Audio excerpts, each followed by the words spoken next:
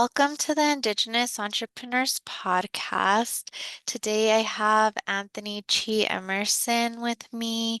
He's an artist and the owner and creator of Ma'i Productions LLC. So if I could just have you introduce yourself, Anthony, and we'll get into the conversation. Well, my name is Anthony Chee Emerson. I've been an artist since 1982. I've been a book illustrator since 1999, and I've just recently started a animation company called Ma'i Productions, focusing on language preservation, mainly in Navajo, Denipazad. Um, but we're also trying to get into language apps to do for with education and early education. So those are some of the brand products we're trying to do. We got our LLC this past June. We got all the brand IP, intellectual property, and trademark uh, through the help with New Mexico Community Capital, and which was a big help to get all of this kind of started. And we're trying to form um, the EIN number through Mighty Productions with a nonprofit. So that's the beginning part of it. Awesome. You have a lot going on. But you've been an entrepreneur for a while now. Like you mentioned, you started with your art.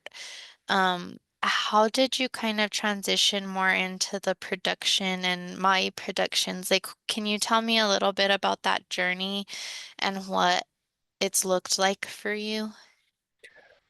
Yes, when I started doing my artwork, I was very naive on thinking that it's kind of like being in show business where you think you're going to be discovered and then your life's going to be set of selling your work. But you find out that it takes a lot of walking, a lot of knocking on doors, a lot of rejections, and a lot of art shows. That's basically how I kind of started off in the beginning. In fact, when I talk to people about my artwork, when I started in 1982, it took me 12 years to win my first ribbon in Santa Fe. It didn't happen overnight. And then when I started the Herd Museum about 35 years ago, it took about 3 years to win my first ribbon. And it wasn't something that I expected to win every year, but it just that journey was long and it was hard. Um, I eventually started getting into printmaking in 1996 with Elcel Graphics, who had worked with such artists as Helen Hardin, Ed Singer, Tony Abeta, a lot of really well-known artists. His name was Rick Jimenez, and we started doing and producing a lot of prints. At that point, I started to understand a lot about production of what producing is about, having the certain equipment, having certain tools, having other people be involved. It gave me an idea. But another reason why I kind of got to know because I was in construction and still am, which gave me an idea of what a general contractor does compared to a electrician on the electrical part, or also civil and also HVAC plumbing. They all have distinctive parts to this part. And it's the kind of the same plan that I put into my production, knowing that um, each step has to take a certain journey to get to a certain place. So, what initially inspired you to kind of transition from just doing your art into more of this like digital animation production space? That question is kind of like an evolutionary product of what you're doing. I pretty much work two-dimensional.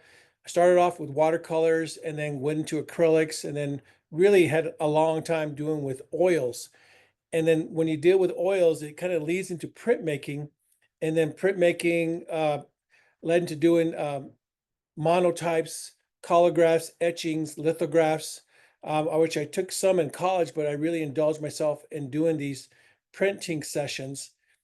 And then during that time, I had a call from a book company who said if I was interested in doing children's books, and I said yes, of course, because anything that can promote my art and also get a paycheck, I thought was great. So I started doing a lot of book illustrations. And after a while, probably about 2013, I was doing a series with oils and acrylics on the creation stories. And the Ma'i, the coyote, was such a big figure in those stories that I thought it would be kind of interesting to see what their lives would be in our world today. Maybe a combination or just kind of like their own variation of what they can do. And we had my son had adopted a dog out in Tehachapi, and he had named her Sundance. And eventually he had to move down to Phoenix, and we ended up adopting the dog ourselves. And she had such a humor about her that we always said that she thinks she's human, or she thinks that she's a child, and it kind of gave me the idea of putting this character together, Sundance, um, as a native country singer, and it gave me the idea of putting that together, and it complexed into what it is now, like 8 different series, 1 film that's done, 4 scripts written, 6 stories done, 2 are in development, all with this one idea of the character. So that kind of what I would say was the evolution to drive me to the point. Now, with paintings, you can always do the paintings and then you give the idea and the example. With printing, the same thing, and also illustrations tell a story. But I figure that maybe it's time for me to evolutionize the idea of the animation, these characters with the storytelling with the Native American impact on it. So I think you already mentioned this, but can you remind me when exactly it was you decided to start Ma'i Productions? Like what year was it? It was pretty recently. It was actually it was in 2020 when the fall of it, where had um I had the idea of taking these creation stories and these ideas of these coyote cowboys to into an animation. Um, the story goes was that I had this idea, and I was having lunch with one of my best friends, T. Greg Marion, who had owned O'Marion Oil and Gas, and he's always been a reference for business, and he's always been, encouraging. Also bought a lot of my artwork, and I showed him a picture of a painting I had done, that had an India market, and he kind of laughed about it. And I said, I'm thinking about making this into an animation.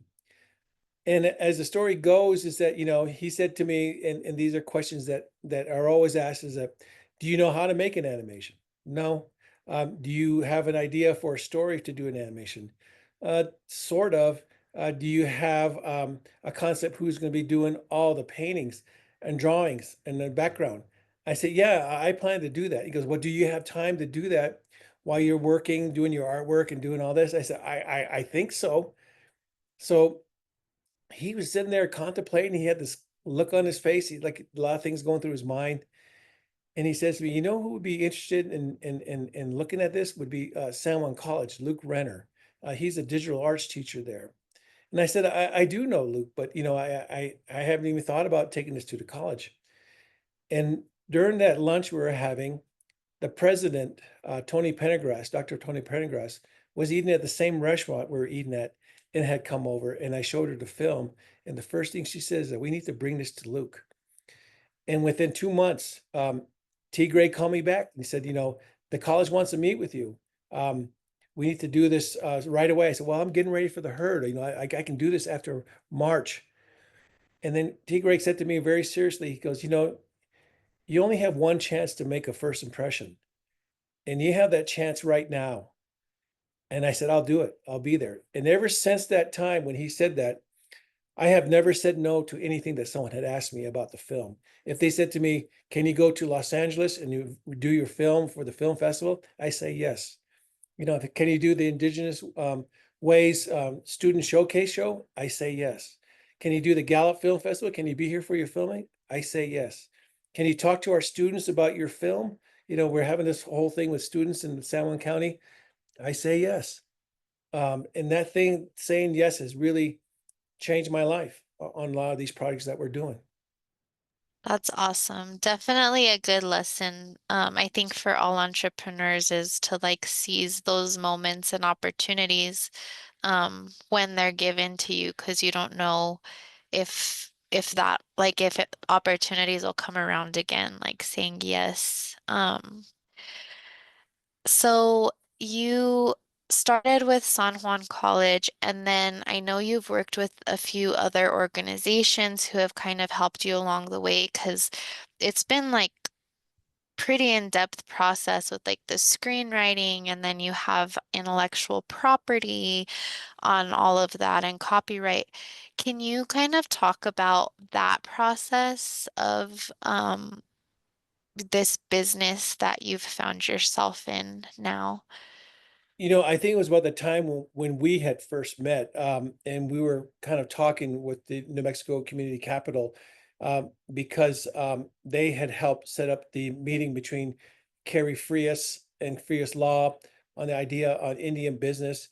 Going into this, I really had no idea. I've been a contractor, so I have a contracting license, and it's with the state of New Mexico.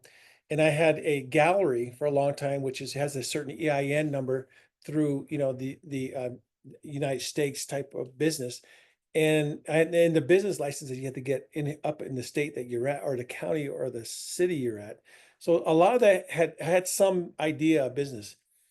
But the idea of putting together the idea of Mai Productions to becoming it an LLC, to where we're working to get a nonprofit, not-for-profit business EIN number, which takes about a year, and then to get a registered state. We're in the process of doing that right now. But I wouldn't have known how to do this if it wasn't for the the business center up in San Juan College. I wouldn't be able to know this if I didn't get involved with the AIBE out of the Arrowhead Center in NMSU. I wouldn't have known about this if I wasn't involved with the New Mexico Capitol or the UNM Rainforest, because we met when I was doing a kind of like an introduction during last December, and that's when I first met you. And the thing about it is that when you meet these groups and ideas with their grant programs, that doesn't mean that they're going to give you $10,000 and you do with it what you want to do. It means that you're going to have the access to the lawyers, the business, the IP people that can give you examples. Where I'm working with Jeff Villalobos, at the New Mexico State, the Arrowhead Center, setting up those meetings. I'm setting up meetings at least once a month with them to get answers that would probably cost me $400 an hour. And with these answers that are available to me, that I'm able to move little steps ahead. I found out through being a nonprofit that we can start off by having a fiscal sponsor, that can help. I mean, all these little parts of it, these intricate parts of it. I tell people that, it takes time. You have to work at it, and you have to work at it almost every day, but just take it, not all day. These pieces have to go together. Just like this interview, we set this thing up probably almost 6 months ago, I mean, a year and a half ago. And now we're finally doing it. These are the process that you have to take. These are the steps. Yeah, definitely like takes a whole village to help entrepreneurs like with those baby steps, and like you said, taking advantage of the opportunities and like having that rainforest is how the term we use of like different organizations and people who can help kind of fit the pieces together as you pursue your business goals. Another question that I have for you is, what are your goals like going forward with Ma'i Productions? I know it's like a lot of it is centered on your art, but there's like storytelling, there's language preservation, cultural preservation.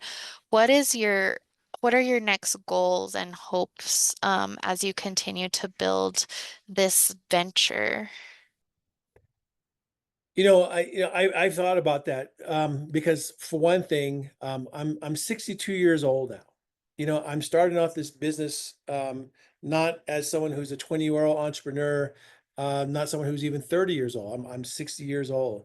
So, my idea, for the future of this, and I have a couple of really good animators, Jonathan Hosteen and also Davishina Redhouse, who graduated from IIA. She's getting her her master's degree. And also I'm working with language preservation, Ilcilia CC Baker, and also with my son, who's been a elementary teacher for over 10 years, and now he's doing a lot of his own work in entrepreneurship. So, the future, my ideal goal is to, with the language preservation, with setting up apps to do, like, babies' first 10 words they should know in the first 2 months, what the mother should be saying to their daughter or their son or their child, and be able to communicate with them and learn themselves, that we can get with this idea of our language and animation, but also growing to be information. But the real future is going to be up to that next generation. I'm only the one that has the character creations, and also being able to look at other stories and possibly make them to animation. But it's going to be that next generation that's going to be making those decisions. I just want to be the person who had the first idea and made it into a story, made it into a film, and then we can see what steps we can take from there. And like I said, that we haven't got to the part where we have like 10 videos out yet or anything. Each one is like, from a lecture I heard from Ramona Emerson. She said there's one you should have in post production, and then there's one you should be working on, and then there's one idea you should be starting. And I said, that's exactly what I'm doing, because that's my thought being in the construction of how things get done. Do you have any projects that you're currently working on? I know you just had your film at a festival. Can you talk a little bit about that project that you've completed, that you've presented to people, and then maybe what you're currently working on? We've had done the idea called the band Shundeen Stadium Walk.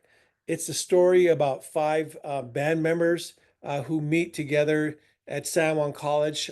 Two of them just graduated from high school, and their names is Sundance, and also his best friend Wilford, who grew up together at the Tisna boarding school and went through high school together.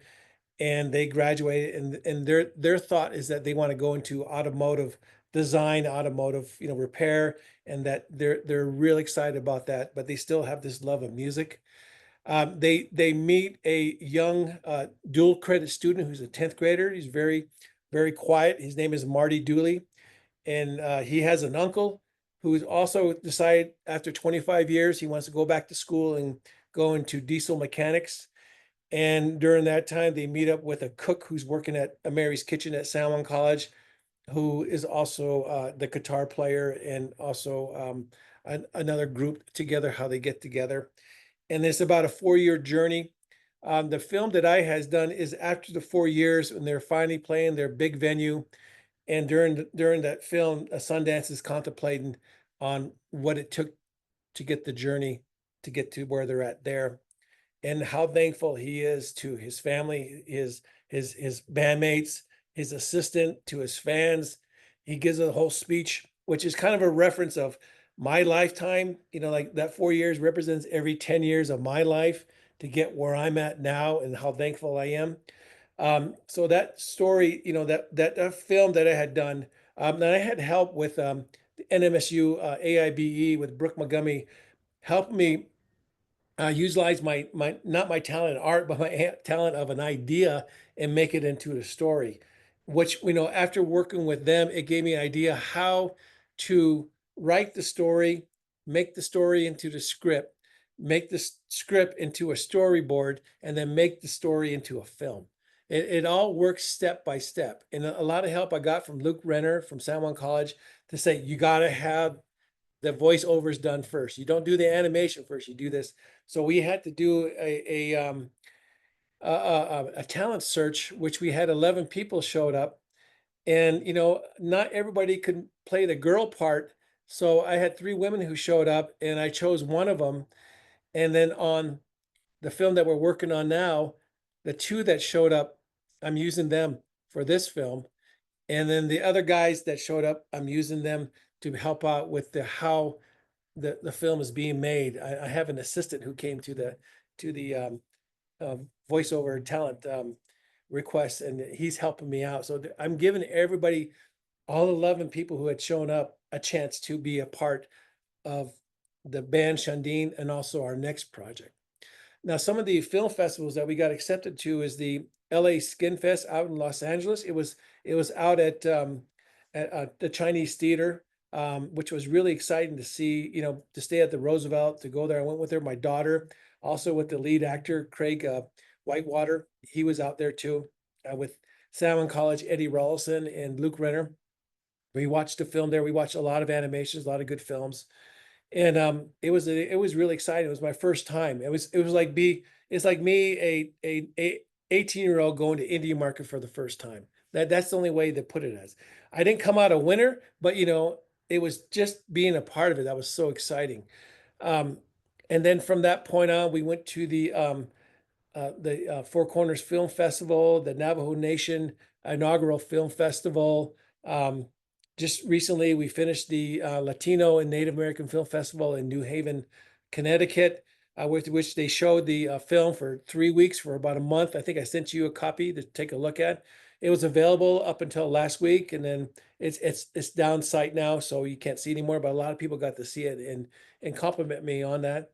And then just last week, I did or this past week, I did the Gallup Film Festival, which had a great showing. The El Moro Theater was just a beautiful theater. The sound was perfect. It was great.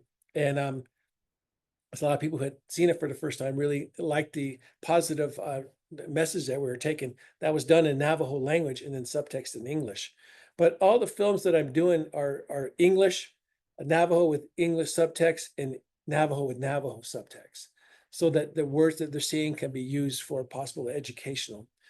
The films that we're starting now, it's in production. We're just starting the voiceovers. Is called The Misadventures of the Muttonburt Sisters. This story is about three sisters who are a singing group with their fan club member, their fan club president, and also how they get kind of mixed up into this misidentity, and with this idea that they're involved with like a bank robbery, but they're not, and they're trying to clear their name. And it's a really, this one is going to be a lot of fast moving, fast talking, a lot of humor, a lot more in this last one because I mean I basically did the first film just as an example, as a pitch. This one here, I'm kind of going deep a little bit more into the characters and have it move fast. We have each one of the films we deal with three generations. We deal with like a child who has a part. We have like a young adult who has a part, and we have an elder. Um, the elder is always one of the characters in the film who's telling a story as if they're telling a story to their grandchildren, but basically they're telling a story about themselves. So as the character we have on this film is the one of the lead character is named Miranda April Muttonburt, and I'll you can figure out the humor in that and what it means, and then it becomes Tessa May Muttonburt, and then the youngest character is Moniqua June Muttonburt, and it's Moniqua June as an elder who's narrating the story, and we got the narrator for this film as Lucy Tabahanso, and she'll be telling the story with a really soft, sweet voice. And then the character of the Moniqua June is a dual credit student at San Juan College. She's 17 years old, and she's telling the story. I mean, her part is really a sweet voice. So it narrates to her, Lucy Tabahanso, as Moniqua June Muttonburt telling the story. So each one of these parts involve these 11 people that's shown up to my audition. And I just told the last person that to get the 11th person on there, and she was real excited. In fact, we're going to be recording this, and we have like a collaboration we're doing with Navajo Preparatory School.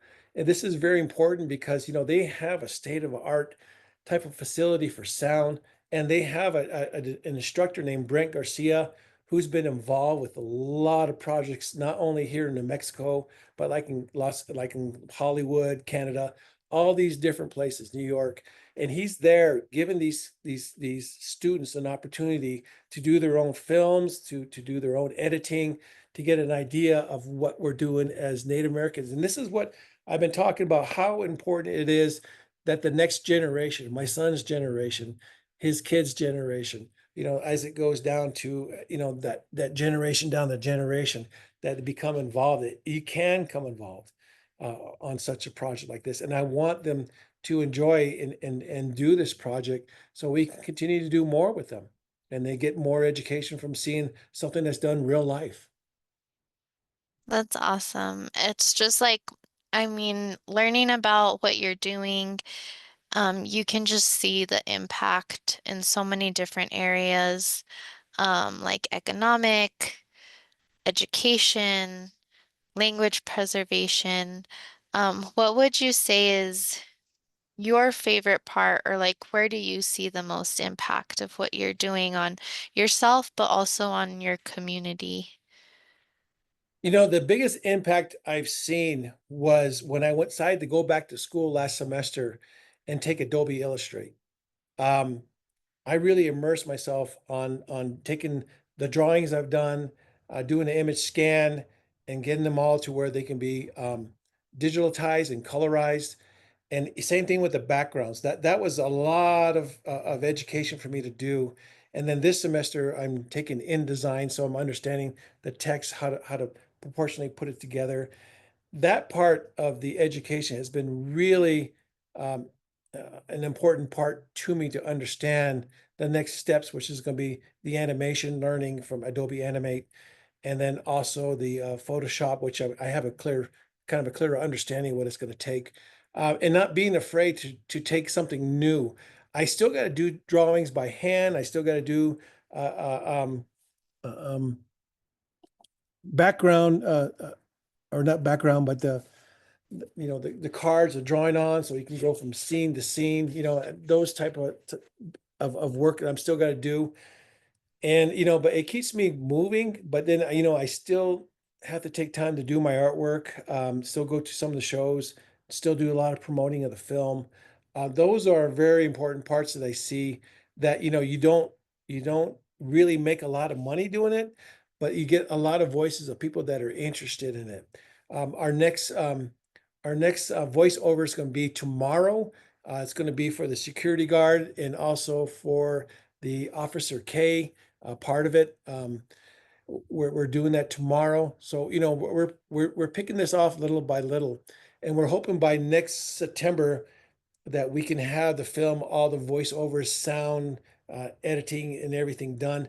We're getting ready to sign with Callie Bennett, who had done a song, a Res Girl with Keith Secola, to be the featured music at during the film. Um, that we want to give homage not only to the voice actors, the background artists, the animators, who are all indigenous, the sound group, the school, Navajo Prep, and also the native music, like from Keith Secola and Callie Bennett. We want to keep that, all the arts that are visual and sound and voices and storytelling. We want to put it all together into one small package. That's awesome. Just a few more questions. One thing that I'd like to touch on just a little bit, is because you've been doing art and entrepreneurship and contracting and all of this for a really long time, all kind of leading up to what you're currently doing now. And you've mentioned a little bit about this, but during this journey, what are some challenges that you've encountered and how have you overcome them, or how are you trying to overcome those challenges? Well, I think that the biggest challenge is that there's a lot of competition for film. Um, and there's a lot of competition for art, and there's a lot of competition for books. There is no A, B, C, D, E, F, G to get to that point. There's a lot of highs and there's some lows, and not everybody's going to agree with 100% of what you're doing. If you look at all the aspects of what I have done, I just done artwork that I enjoyed seeing and doing. I like the little bit of humor that I put into the paintings. I like doing the children's books because it gives me an opportunity to exercise, getting instruction on what they want and then putting it together. It's the same way with the films, is that you have an idea, you're exercising, but now you're expressing to someone else your expectation and your ideas. So you're working both sides of the counter. You're the customer, you're also, the person who's selling the product. And then you're also the teacher, but you're also the student. All these parts that you see, generate to make things easier for you, or you can make it harder for yourself. Um, the one thing, like I was telling you before, um, I've always been very cautious and like, well, I can wait. I can wait. Now, being 62, waiting is like you know, it's not good. And those type of things, you can find yourself saying, "Oh, it's okay. I can wait. I can wait." And those are what I consider the pits and downfalls that you can easily step into. Or I don't have enough money to do it, or I'm going to wait, see if I get that grant. If I get that grant, I can get started. I don't think that way. I established myself to kind of start this merchandise type work with my e-productions, having t-shirts, bags, bandanas, cups, notepads, everything that I can think about to do that I can sell to get these films made. I mean, that's what it helps, is that idea. And that's one thing I think a lot of filmmakers don't really think about, is that they just think about, well, I get this film done, I'll be known, we'll win this, we'll go to Sundance, we'll go to the Oscars, and that'll be it. There's a lot of ideas and things you could be doing other than just filming your films. You could be working on ideas on how to create money, how to generate money. I just came from a a Zoom just a while ago from Santa Fe, and they're saying that, well, there's all these opportunities, but then blah blah blah blah blah. Well, they have all these grants, but blah blah blah blah. You know, it's like that. And you got to realize that you're in a room with 100 other people who want the same thing. But you can't give up. You got to keep trying. You got to get your story out there. You got to keep persevering on what you want to do, not only with your stories, but not only your films, but also your artwork and your family, your job, your friends. It all connects together. What are some things that you think that like organizations and the state of New Mexico could do or implement to better support entrepreneurs such as yourself? From the results I've been getting from the AIBE, from the Mexico Capital Community, um, even I think I've done a pitch proposal with the Navajo Economics. Um, there's a lot of that they can do, and also reaching out to different organizations. We're writing letters out to different parts. We're kind of doing a fiscal responsibility. I'm talking with other entrepreneurs to on what they did to get their position where they're at. Um, there is no easy. There is no easy in this. Um, there is no easy in grants. There's no easy in competition. Not everybody gets a trophy on this thing. So, to realize that what you're going into and what direction you want to go to, that's the choice that each person has to make. And one last question I have, you've already given a lot of good advice and I think pieces of wisdom to entrepreneurs who might be listening, but what is like some advice or like words of wisdom that you would share with an entrepreneur who's listening, who maybe they're just getting started, or maybe they're kind of stuck in what they're trying to get started with their business? What I've seen in the 40 plus years I've been in business is that the best advice to give to them is not to give up. Not to give up that dream, to take it one step, one small step at a time. If it was where you decided today I was gonna try to meet with four people that have the same idea or that wants to help me move ahead. Well, if two happens, still a successful day. Each day you should be planning yourself ahead of what you want to do for the day, for the week, for the month, for the first 3 months, for the first quarter, I should say, for the half semester, and also for the year. You should have a list of goals that you should be trying to move on and connect with. Who do I want to meet with today? Who can I call? Just today, I had to talk to a person that was interested in being on our board for our nonprofit, and he's coming back next week. We're setting up a meeting next week. Tonight, I have a meeting with FNX and also PBS at 6 o'clock. I gave him a text saying, meeting still at 6? Yes. So these type of things you got to look upon and then look back on and then look forward on and then take a step back and make sure every the connections are ever so ever go each day. That way that when you get to the end of the week, you say, wow, that was quite a week. I got nothing done, but I got a lot of things accomplished. Awesome. Well, thank you. People listening, where can they find you? Where can they connect with you? And like any information that you'd like them to know, you can share it now and I'll post and tag and put links in the description. Well, the best way, and I found this out, if they Google my name, Anthony Chee Emerson, they'll see a whole 15, 20 pages of things I've done. My website, which is Emerson at artspan.com. That's another way. I always suggest people to look at the Mutton production part of it, so they can see about our films. Um, the other way is through my email, which is anthonyemerson@q.com. Also, on my website, there's a contact button on there. They're more than welcome. My phone number's on there, my email's on there. I put that out there for people to contact me because I get a lot of questions from students, from people who are interested in purchasing art, or just people who want to know about me. Um, so all that information's out there. Again, if you just Google Anthony Chee Emerson, you'll see that. And I always answer my emails, to people that have a lot of questions. I may not have all the answers, but I definitely would direct them to you, and because you do have a lot of answers.